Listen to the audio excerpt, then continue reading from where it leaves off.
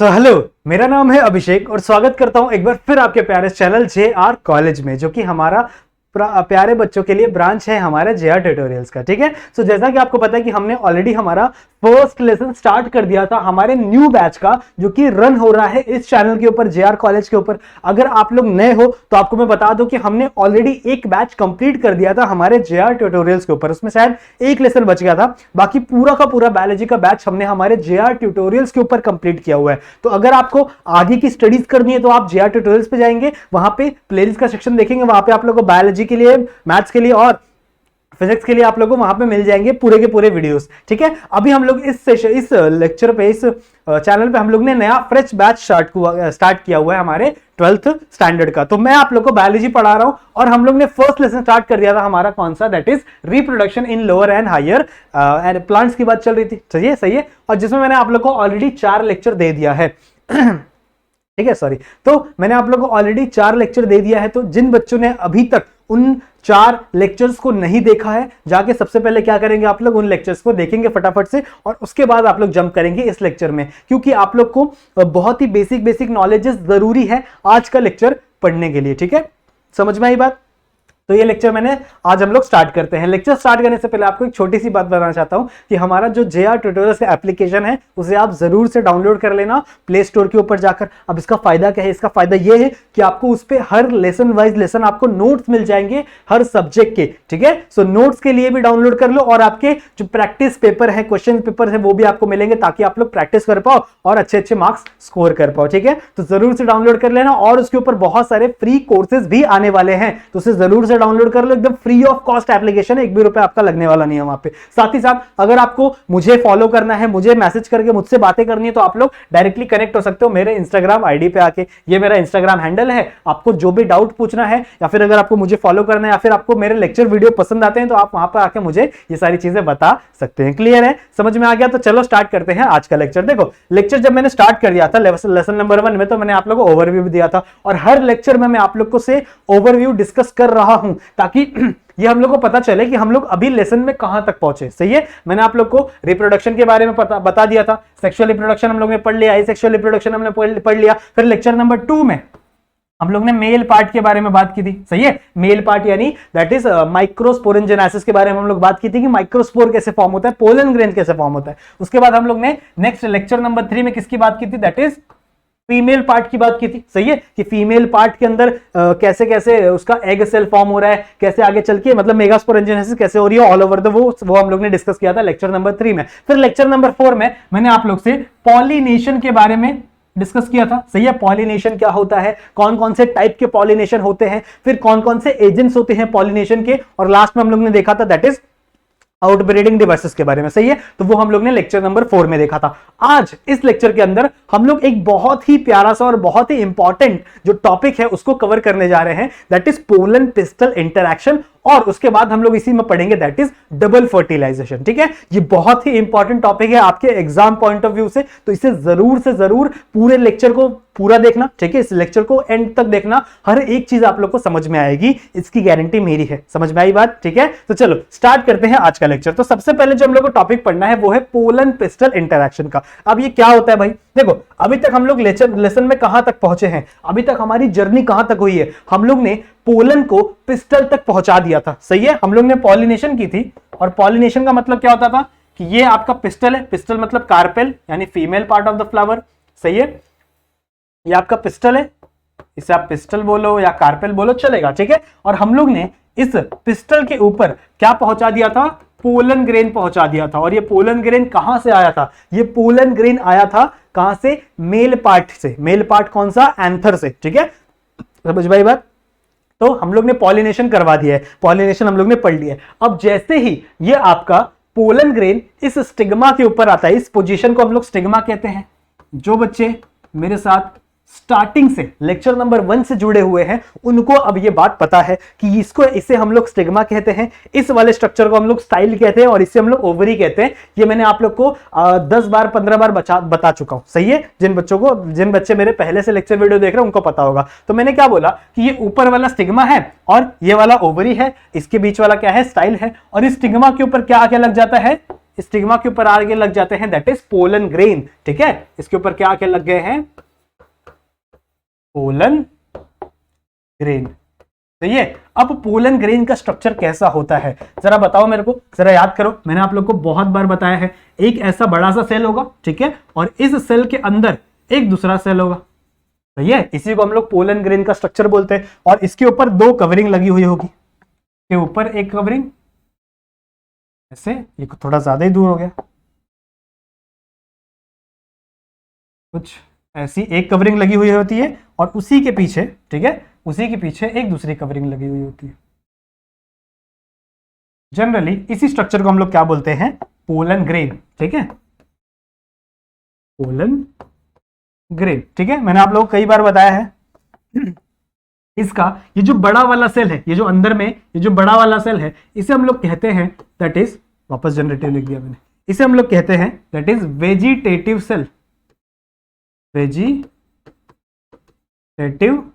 Cell, ठीक है, vegetative cell, या फिर इसे ही हम लोग ट्यूब सेल भी कह सकते हैं। ये बातें ऑलरेडी हो चुकी है, ठीक है। और ये जो अंदर छोटा वाला सेल है, इस सेल को हम लोग क्या कहेंगे, दैट इज जनरेटिव सेल। ठीक है, जनरेटिव सेल। अब इसे जनरेटिव सेल क्यों कहेंगे, क्योंकि आगे चल के मेल गैमेट का जनरेशन यही जनरेटिव सेल करने वाले हैं। ठीक है, आगे चल के मेल गैमेट का जनरेशन यही जनरेटिव सेल करने वाले। ठीक है, तो अब ध्यान से सुनेंगे क्या क्या हो रहा है। अब देखो फॉर एन एग्जांपल, यहां पे मैं एक पोलन ग्रेन बना रहा हूं, बड़ा सा स्ट्रक्चर बना रहा हूं पोलन ग्रेन का। ठीक है, फॉर एन एग्जांपल ये आपका एक पोलन ग्रेन आ गया किसके ऊपर, इस स्टिग्मा के ऊपर। ठीक है, इस पोलन ग्रेन में क्या है, एक बड़ा सेल है और इसके अंदर एक सेल क्या है, छोटा सेल है। ठीक है, बड़ा वाला सेल क्या है, वेजिटेटिव सेल, और ये छोटा वाला सेल क्या है, जनरेटिव सेल। क्लियर है, यहां तक क्लियर है। अब जैसे ही आपका पोलन ग्रेन, ठीक है, जैसे ध्यान से सुनो, जैसे ही आपका पोलन ग्रेन स्टिग्मा के ऊपर आता है, उसी टाइम पे इस जनरेटिव सेल के अंदर माइटोसिस शुरू होती है। याद है आप लोग को मैंने लेक्चर नंबर 2 में बताया था कि जो माइटोसिस है, ठीक है, जनरेटिव सेल के अंदर जब माइटोसिस होगी तभी आगे जाके 2 गैमेट बनते हैं। ठीक है, तभी आगे चले क्या बनते हैं, 2 गैमेट बनते हैं। तो अगर मैं इसके अंदर दिखाना चाहूं, अगर मैं ये चीज इसके अंदर दिखाना चाहूं तो क्या होगा, यहां पे एक ऐसा बड़ा सा जनरेटिव सेल, ठीक है, ये बड़ा सा जनरेटिव सेल, और इसमें ये जो अपना ये है, सॉरी, बड़ा सा vegetative cell, I am so sorry, बड़ा सा वेजिटेटिव सेल, और इस वेजिटेटिव सेल के अंदर ये जो जनरेटिव सेल है, ये आगे चल के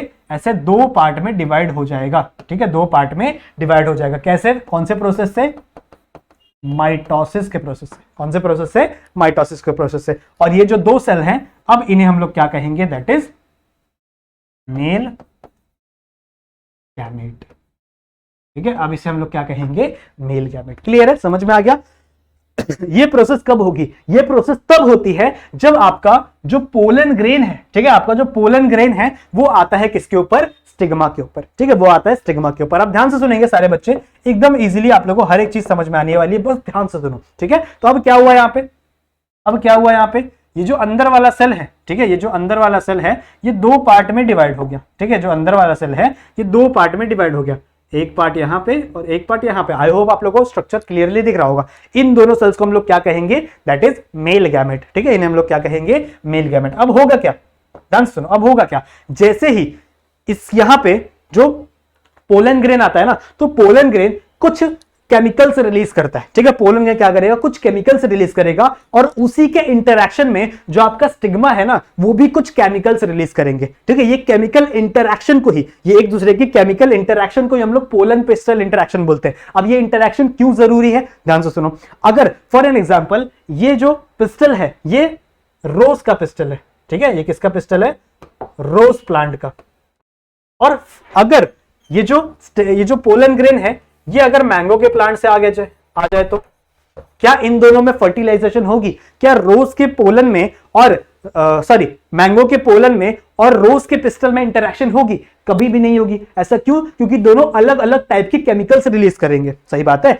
तो जब भी इसको अगर फर्टिलाइज करना होगा तो ये जो कार्पेल है ये भी किसका होना चाहिए? मैंगो का होना चाहिए, या फिर आपका जो पोलन है वो भी रोज का होना चाहिए। मतलब दोनों के दोनों सेम स्पीशीज के प्लांट्स होने चाहिए, तभी उनके अंदर जो इंटरेक्शन है वो भी क्या होगी? सेम होगी। क्लियर है? समझ में आ रहा है?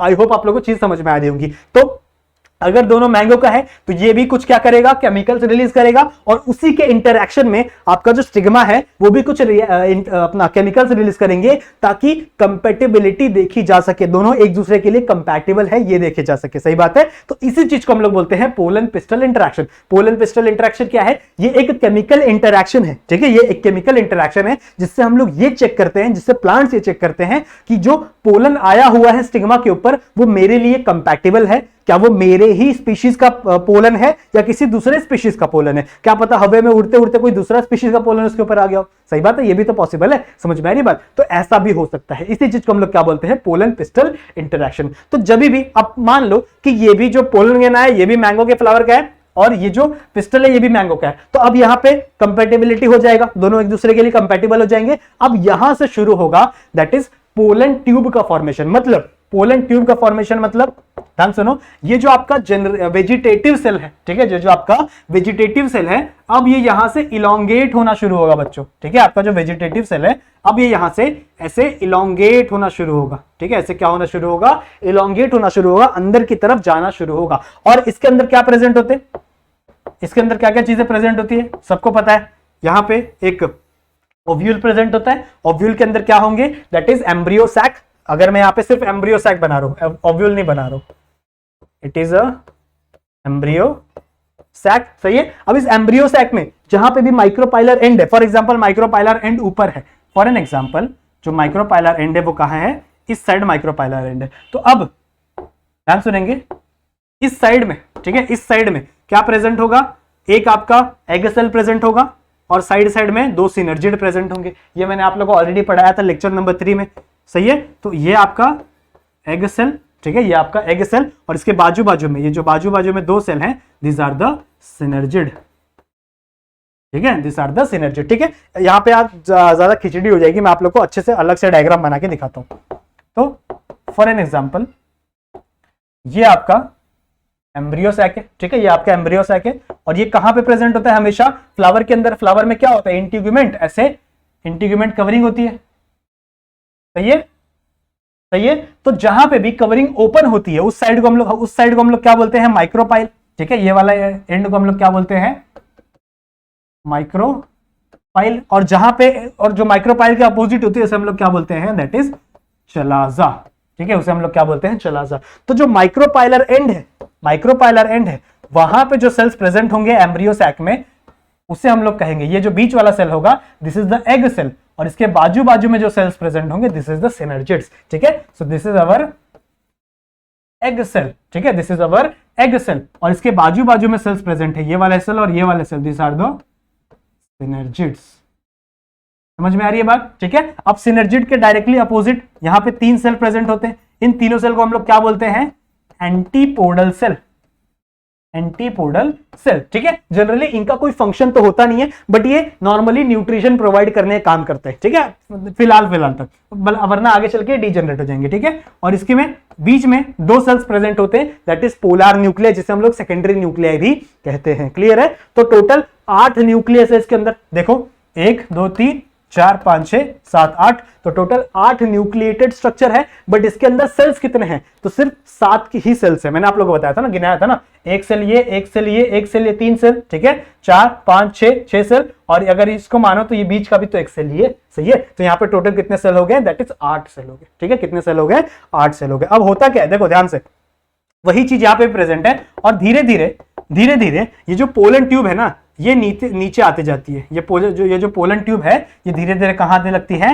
नीचे की तरफ आने लगती है। और इस पोलन ट्यूब में, ध्यान से सुनो, इस पोलन ट्यूब में आपके जो 2 मेल गैमेट हैं ये आ रहे हैं। यहाँ पे 2 मेल गैमेट भी इसके नीचे नीचे आ रहे हैं। साथ ही साथ इसके अंदर एक और न्यूक्लियस प्रेजेंट होता है। अब ये न्यूक्लियस किसका है? ये न्यूक्लियस आपके वेजिटेटिव सेल का। देखो वेजिटेटिव के सेल के पास भी तो एक न्यूक्लियस था, तो वो न्यूक्लियस भी धीरे धीरे कहां आएगा? नीचे की तरफ आएगा। आगे चल के वो न्यूक्लियस डीजनरेट हो जाएगा, टेंशन मत लो। लेकिन यहाँ पे ये जो दो मेल गैमेट है, जो दो मेल गैमेट फॉर्म हुए थे, ये इसी पोलन ट्यूब के साथ नीचे नीचे आने लगते हैं।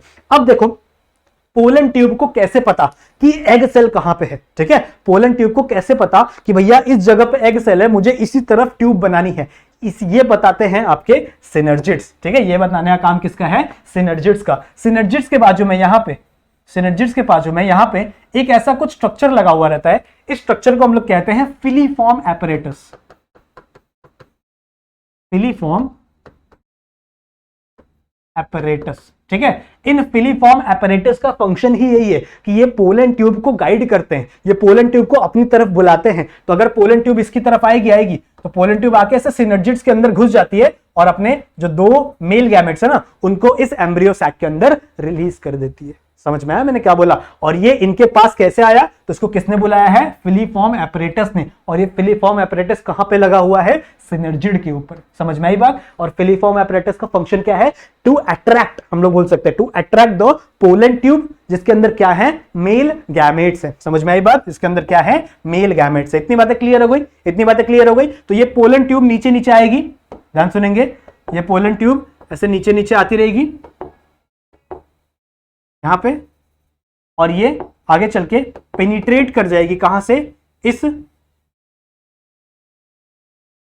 सिनर्जिड्स के अंदर से। ठीक है, इन सिनर्जिड्स के अंदर से क्या कर जाएगी? ये पेनिट्रेट कर जाएगी और इसके अंदर अपने जो दो मेल गैमेट्स है, ठीक है, अपने जो दो मेल गैमेट्स है उन्हें क्या कर देगी? रिलीज कर देगी इस एम्ब्रियो के अंदर। इसी पूरी प्रोसेस को, यहां तक की प्रोसेस को हम लोग कहते हैं that is pollen pistil interaction. Clear है? आई होप आप लोग को हर एक चीज समझ में आ गई होगी। ठीक है, आई होप आप लोग को यहां तक चीजें समझ में आ गई। यहां तक ये जो ट्यूब बनी है, इस ट्यूब को हम लोग कहते हैं पोलन ट्यूब। और ये ट्यूब कौन बनाता है? ये ट्यूब बनाता है वेजिटेटिव सेल। ठीक है, और इस वेजिटेटिव सेल का अंदर क्या होता है? जनरेटिव सेल, जो आगे चल के माइटोसिस करके दो मेल गैमेट बनाता है, और यही दो मेल गैमेट यहां से नीचे नीचे आते रहते हैं इस ट्यूब के थ्रू। समझ में आई बात? इसी चीज को हम लोग क्या कहते हैं? That is pollen pistil interaction. अब ये ट्यूब के आने के बच्चों तीन रास्ते हैं, ये तीन जगह से आ सकता है। ठीक है, ये तीन जगह से आ सकता है। कहां कहां से? जैसा मैंने अभी आप लोगों को बताया कि या तो एक तरीका ये है, जो मैंने अभी आप लोगों को बताया कि ये जो आपका सिनर्जिड है, ठीक है, आपके सिनर्जिड से अंदर से घुस के आ जाए। ठीक है, आपके सिनर्जिड के अंदर से घुस के आ जाए। इस तरीके को, ठीक है, इस तरीके को हम लोग कहते हैं दैट इज पोरोगैमी। ठीक है, पोरोगैमी। पोरोगैमी मतलब क्या? कि आपका पोलन ग्रेन पोरोगैमी। ठीक है, पोलोगैमी मतलब क्या? कि आपकी जो पोलन ट्यूब है, पोलन ट्यूब है, ये एंटर करेगी सिनर्जिड्स के थ्रू। इसके थ्रू? सिनर्जिड्स के थ्रू। क्लियर है? जो अभी हम लोगों ने जो पढ़ा ना, वो कौन सा तरीका है? पोरोगैमी का तरीका है। ठीक है, पोरोगैमी का तरीका है। अब दो तरीके और हैं, एक है चलाजोगैमी और एक है मेसोगैमी। ठीक है, चलाजोगैमी क्या है? नाम से पता चल रहा है, चलाजा। अगर आपका ये जो पोलन ट्यूब है, ठीक है, यहाँ ये जो पोलन ट्यूब है, ये यहां से ना घुस के ये ऐसे पीछे से आए और चलाजा से घुस जाए। ठीक है, कहां से घुस जाए? ये ऐसे चलाजा से अंदर घुस जाए। ठीक है, कहां से घुस जाए? चलाजा से अंदर घुस जाए। तो इस टाइप के इस रास्ते को हम लोग क्या कहेंगे? चलाजोगैमी का। क्या कहेंगे इसे हम लोग? चलाजोगैमी। देखो, एक है माइक्रोपाइलर एंड से आ रहा है, जो कि आपके सिनर्जिड की तरफ से आ रहा है, उसे हम लोग पोरोगैमी कह रहे हैं। एक आपके चलाजा की तरफ से आ रहा है, ठीक है, अगर चलाजा से घुसेगा तो क्या कहेगा? वो चलाजोगैमी। ठीक है, एक अगर चलाजा से आ रहा है तो उसे हम लोग क्या कहेंगे? चलाजोगैमी। और अगर ये साइड साइड से घुस जाए, ठीक है, साइड साइड से मतलब अगर यहां से एंटर कर जाए या फिर इस तरह से एंटर कर जाए, तो इसे हम लोग कहेंगे मेसोगैमी। मेसोगैमी। समझ में आई बात? आपस समझाओ मेसोगैमी। जैसे for example this is the embryo, यहाँ पे आपका एग सेल है, यहाँ पे सिनर्जिड्स है, और यहाँ पे आपके एंटीपोडल सेल है, और ये बीच में क्या है? Polar nucleus. तो अगर आपका जो पोलन ट्यूब है वो इस साइड से घुस जाए या फिर इस साइड से घुस जाए, ठीक है, तो इसे हम लोग क्या कहेंगे? That is मेसोगैमी। मेसोगैमी मतलब क्या? साइड साइड से। ठीक है, चलाजोगैमी मतलब क्या? अगर चलाजल एंड से, ठीक है, चलाजल एंड से अगर जो पोलन ट्यूब है वो एंटर कर रही है तो उसे मैं क्या कहूंगा? That is chalazogamy. और पोरोगैमी मतलब क्या? नॉर्मल सिनर्जिड से। इतनी बातें क्लियर है? टेक्स्ट बुक में आपका डायग्राम थोड़ा सा उल्टा दिया हुआ है। ठीक है, टेक्स्ट बुक में उल्टा मतलब क्या? कि आपका जो ये है एग सेल से उनको नीचे दिखाया हुआ है। क्यों? क्योंकि उन्होंने एनाट्रोपस ओव्यूल लिया। जिन बच्चों ने लेक्चर नंबर 3 देखा होगा, ठीक है, जिन बच्चों ने 3 देखा होगा उन लोगों को पता होगा एनोट्रोपस ओव्यूल क्या होता है। सही है, तो एनोट्रोपस ओव्यूल का स्ट्रक्चर कुछ ऐसा होता है, ऐसे उल्टा सा होता है। सही है, ऐसा होता है कुछ स्ट्रक्चर एनोट्रोपस ओव्यूल का। तो यहां पे जो एम्ब्रियो फॉर्म होगा, आप देखो यहां पे गैप किस साइड है, मेसोफिल कहां है, इस साइड है, ठीक है। तो यहां पे एग प्रेजेंट है, यहां पे सिनर्जिड प्रेजेंट है और यहां पे एंटीपोडल प्रेजेंट है। सही है, तो अगर आपका ट्यूब यहां से एंटर कर रहा है, यहां से एंटर कर रहा है, तो ये कहां से एंटर कर रहा है, सिनर्जिड वाले तरीके जगह से एंटर कर रहा है, तो ये हो जाएगा पोरोगैमी। अगर ये देखो माइक्रोफाइल के सामने क्या होता है, चलाजा, अगर ये यहां से एंटर करता तो ये क्या हो जाता, चलाजोगैमी, और अगर ये साइड से एंटर करता तो ये क्या हो जाता, मेसोगैमी। क्लियर है, समझ में आ गया। आई होप आप लोग को इतनी चीजें समझ में आ गई होंगी, ठीक है। आई होप आप लोग को इतनी चीजें समझ में आ गई होंगी। इसी को हम लोग कहते हैं पोलन पिस्टल इंटरेक्शन, ताकि आपका जो पोलन ग्रेन है और जो पिस्टल है, पिस्टल मतलब क्या, कार्पेल, वो दोनों एक दूसरे से क्या कर रही हैं, इंटरैक्ट कर रही हैं। समझ में आया। आई होप आप लोग को इतनी चीज समझ में आ गई। अब हमारा जो नेक्स्ट टॉपिक है दैट इज डबल फर्टिलाइजेशन। एकदम सिंपल और एकदम ईजी। क्या हुआ है अभी तक, ध्यान में रखो, क्या हुआ है अभी तक।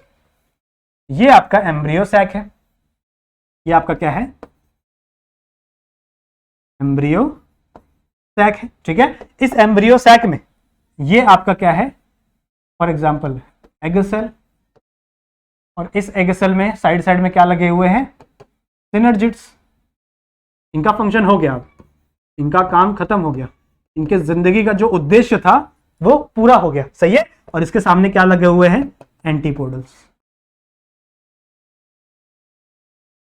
Antipodal cells. क्लियर है। और बीच में क्या प्रेजेंट होता है, पोलार न्यूक्लियाई या फिर सेकेंडरी न्यूक्लियाई, पोलार न्यूक्लियाई या फिर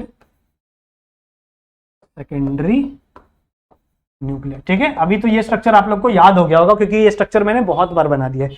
सही है, तो ये स्ट्रक्चर सारे बच्चों को अब तक याद हो गया होगा। तो अब तक हुआ क्या था, दैट इज एक पोलन ट्यूब आई थी, और इस पोलन ट्यूब ने, ठीक है, जो एक पोलन ट्यूब आई थी, और इस पोलन ट्यूब ने क्या किया था, सिनर्जिड के अंदर से फाड़ के, ठीक है, सिनर्जिड को अंदर से फाड़ के इसके अंदर 2 मेल गैमेट आ गए। तो फॉर एग्जांपल ब्लू कलर से मैं 2 मेल गैमेट दिखा रहा हूं, this is 1 male gamete and this is another male gamete, ठीक है, this is 1 male gamete and this is another male gamete. तो सबसे पहले क्या होगा, जो सबसे पहले जो मेल गैमेट, देखो 2 मेल गैमेट है, तो जो मेल गैमेट सबसे पहले एंटर करेगा आपके एम्ब्रियो सैक में, वो जाके एग सेल के साथ फर्टिलाइज कर जाएगा, ठीक है। वो क्या करेगा, किसके साथ फर्टिलाइजेशन कर जाएगा, आपके एग सेल के साथ फर्टिलाइजेशन कर जाएगा, और वो आगे चल के जायगोट बना देगा। क्या बोला मैंने, ध्यान सुनो, ध्यान सुनो, मैंने क्या बोला, सबसे पहले आपका एक मेल गैमेट आया,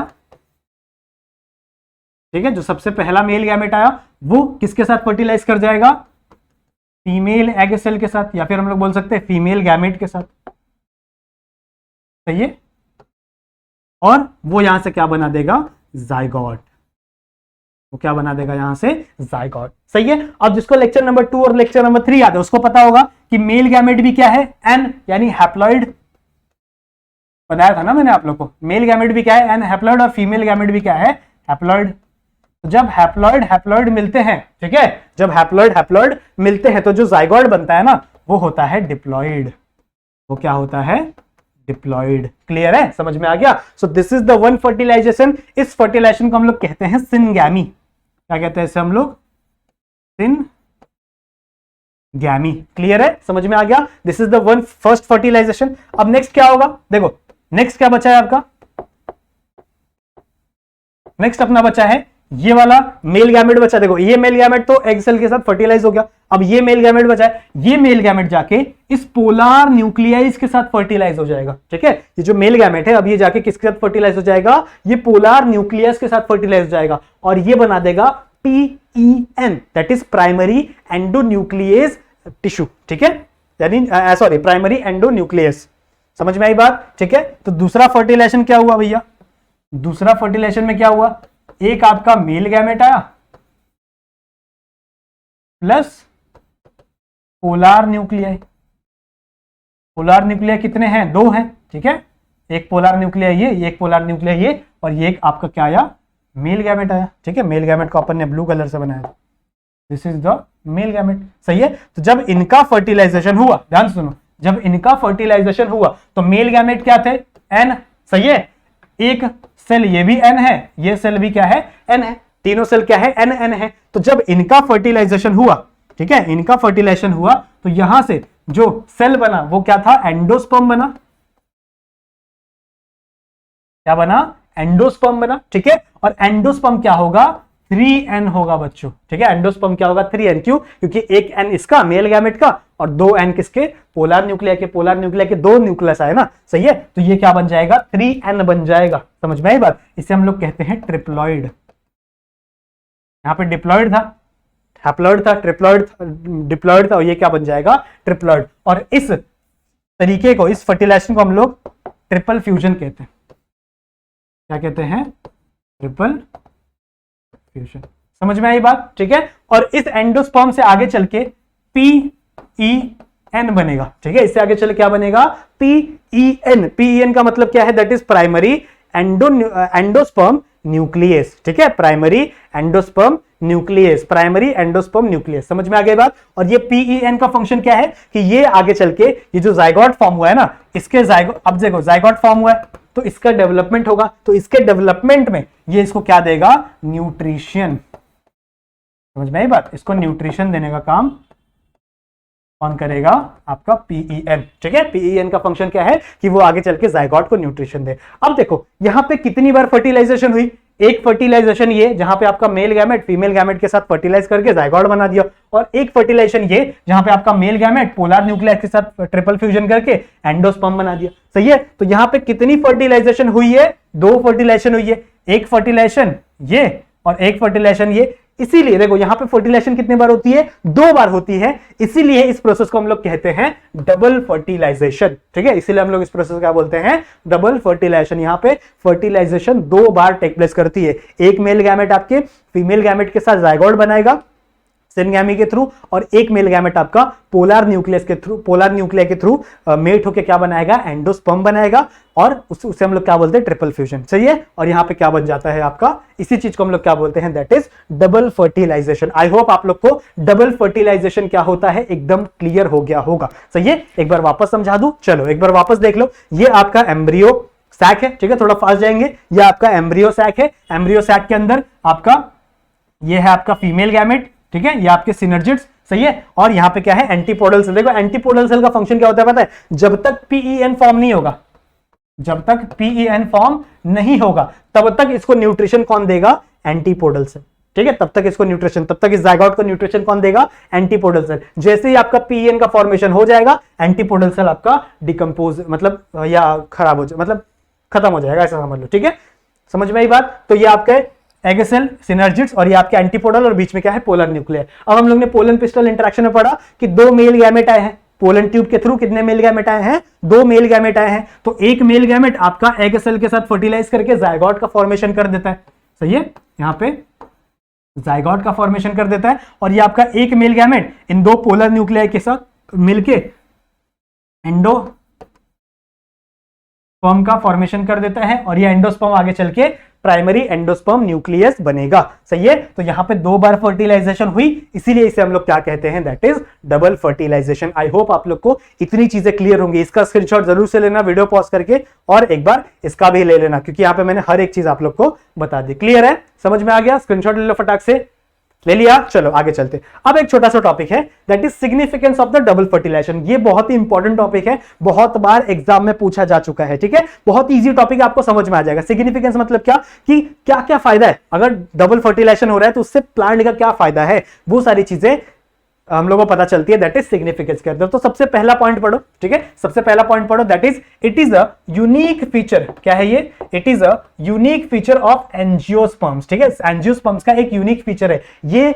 डबल फर्टिलाइजेशन सिर्फ और सिर्फ एंजियोस्पर्म्स के अंदर होती है, और किसी भी टाइप के प्लांट्स के अंदर आप लोगों को देखने के लिए नहीं मिलेगी। दूसरा क्या है, the parent plant invest a seed with a food store, ठीक है। क्या बोला यहां पे, जो पेरेंट प्लांट होता है, जो पेरेंट प्लांट होता है वो क्या करता है, जब सीड का फॉर्मेशन होता है तो उसी के साथ साथ उस सीड को लगने वाला जो फूड है उसका भी फॉर्मेशन कर देता है, सही है।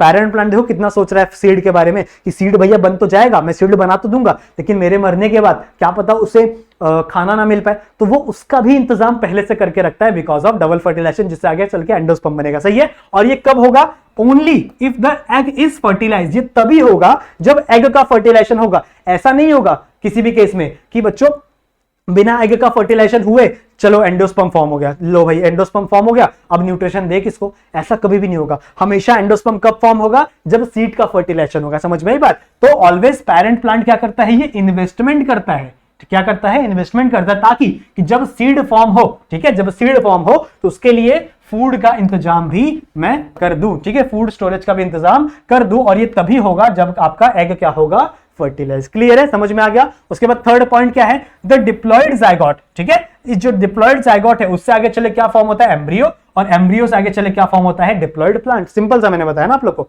यहां पे देखो बताया कि जब जो जाइगोट है वो आपका क्या है? डिप्लॉयड है, तो इसी जाइगोट से आगे चले क्या बनेगा? सीड।